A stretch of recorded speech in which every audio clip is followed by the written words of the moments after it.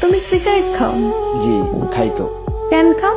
কেন খাই সেটা তো মুখে বলে প্রকাশ করতে পারবো না, তবে আমার একটা নির্ঘুম রাত যদি আপনার হাতে তুলে দিতে পারতাম তাহলে হয়তো আপনি বুঝতেন কেন আমি সিগারেট খাই। এখন থেকে আর কখনো সিগারেট খাবা না। কেন খাবো না? আমি বলছি তাই। কে আপনি? আর আমি আপনার কথাই বা কেন শুনবো?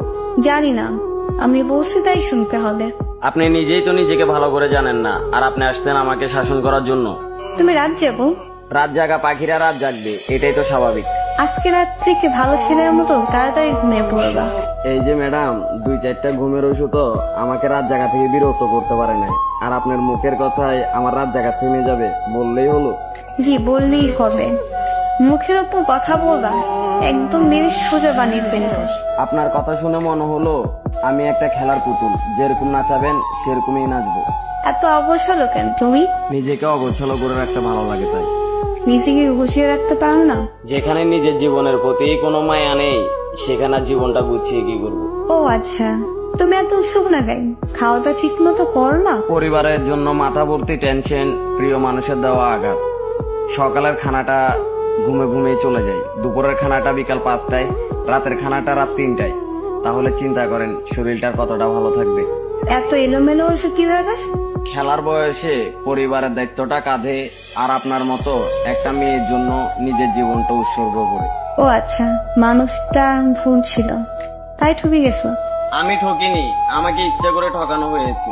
কিন্তু এরকম ভাবে জীবনে চলে না। কাল থেকে সকাল তাড়াতাড়ি উঠবা, খাবার পরে দুপুরে নামাজ পড়া, বাসায় এসে গোসল করবা, দুপুরের খাবার খাবা, আর রাতের খাবার 10টার ভিতর খেয়ে নিবা।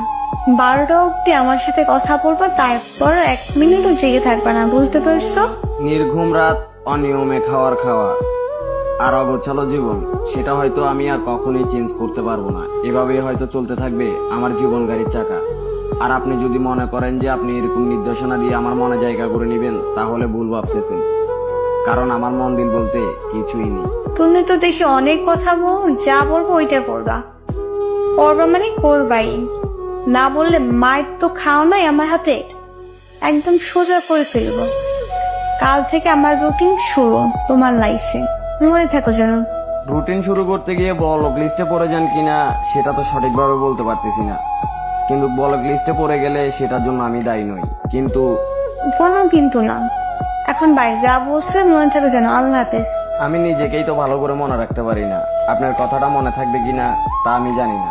আচ্ছা ঠিক আছে ভাই, আল্লাহ হাফেজ।